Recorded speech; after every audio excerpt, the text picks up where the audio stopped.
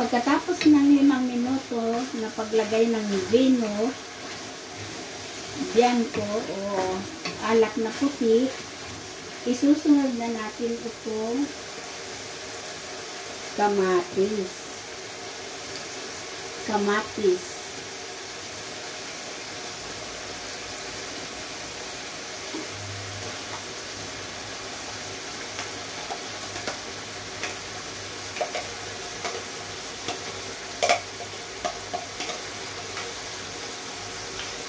Yan. Isang ganitong kamatis.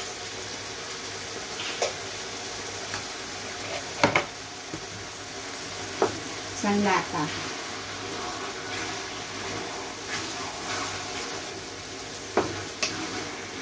Yan, ganyan na siya. Nagmamantika na siya, oh. Dahil medyo nagisa na ng mabuti ang karne. Diba? Sarap. Ang sarap na ng kulay niya. Ngayon, mga 5 minuto din na paggisa nitong kamatis,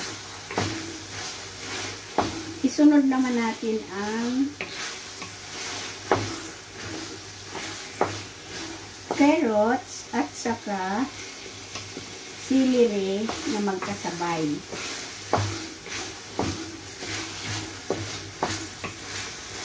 Ayan, ganun po yun. Mga 5 minutes yan na ganyan. Sa uli na natin ito.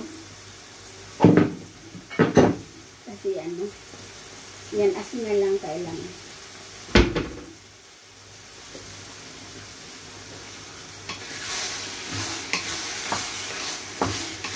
Yan, mga 5 minutes na nagisa na dito sa kamatis.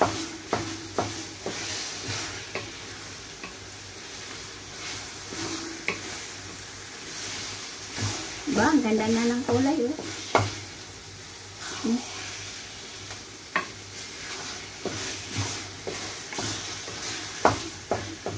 Isunod din natin ang celery.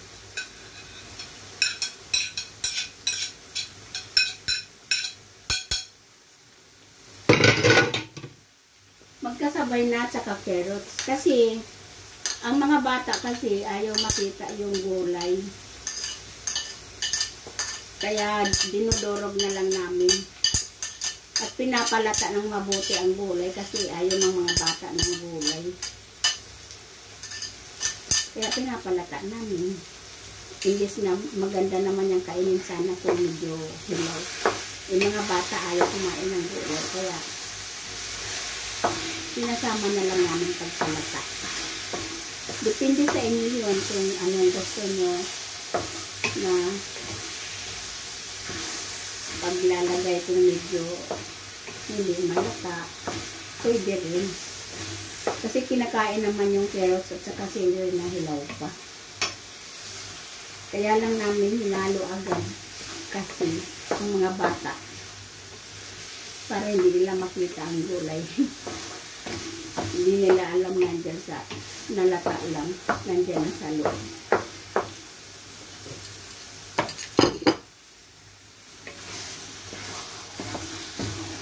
Yan. Pag nagisa na ng ganyan, mga 2 minutes lang nagisa na ganun. Yan. Isusunod na natin ang cheese para manuot sa karne ang kanyang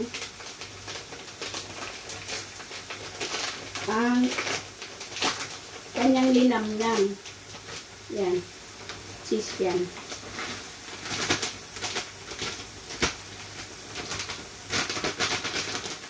Ganun yon. Para maglinamnam ang luto.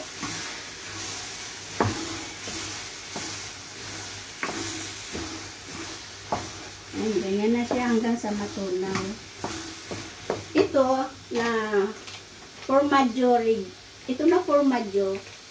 Saka na lang ito ilalagay ko kasi may cheese naman na. Lalagyan ko lang siya ng kaunti ngayon. Tapos, kung gusto nyo magdagdag, pag nagluto kayo ng pagkain, pwede pa rin mo idagdag to. Kahit pahabol na lang lang. Pag kumakain kayo, lagyan nyo nito ng ano, ang kinakain nyo, okay lang din. Yun. Kaya,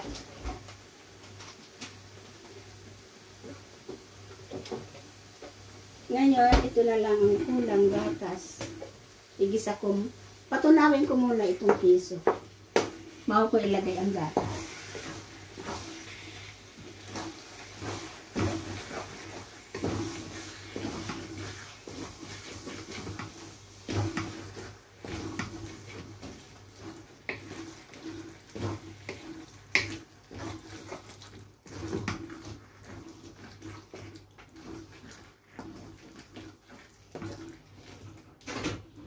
Yan. Pag nagisa na ito, natunaw na ang piso, kasi grated yun na piso, binagad. Kailangan patunawin ko muna. Bago ko lagyan ng gatas na sabaw.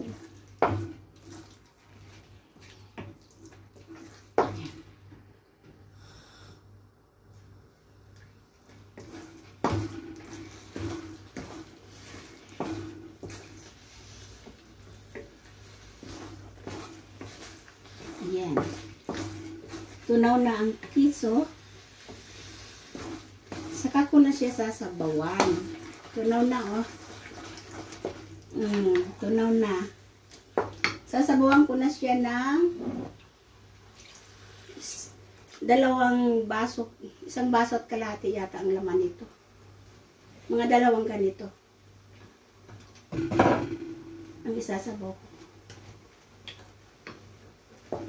Yan. Yan na ang pinakasabaw ko sa kanya, puro gatas. Pero kung gusto nyo na may halo na tubig, pwede naman. Depende sa inyo yan. Ang akin lang ay ganyan po ako magluto. Yan. Dadagdagan ko siya ng gatas, may isang baso pa rin.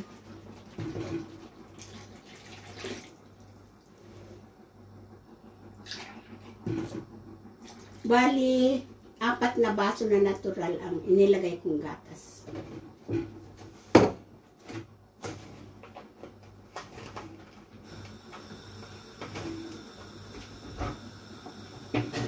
Ayan, saka na ninyo titimplahan ng asin. Depende sa gusto nyo, at kung gusto nyo lagyan pa rin ng pampalasa. Depende sa inyo yan. Pero ako, hindi ako naglalagay ng pampalasa. Okay na yan, asin sa akin po. Lalo na yung asin na galing sa dagat. Okay na sa akin po. Yan. Okay, salamat. Kung kayo man po ay nanonood, salamat po sa inyo. Pero depende pa rin sa inyo kung paano kayo po magluto. Ganyan po ang akin putahing ragu. Pwede pang lagay sa spaghetti, sa pasta, at sa risotto.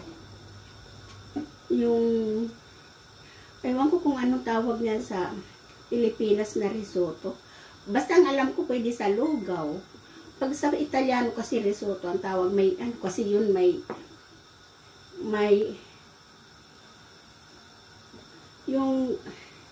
kanin kasi yun, tapos lalagyan nila nito. Pinaka-timpla nito. Nilalagay sa risotto. Okay. Magandang umaga muli, magandang hapon at magandang gabi po sa inyo. Salamat po.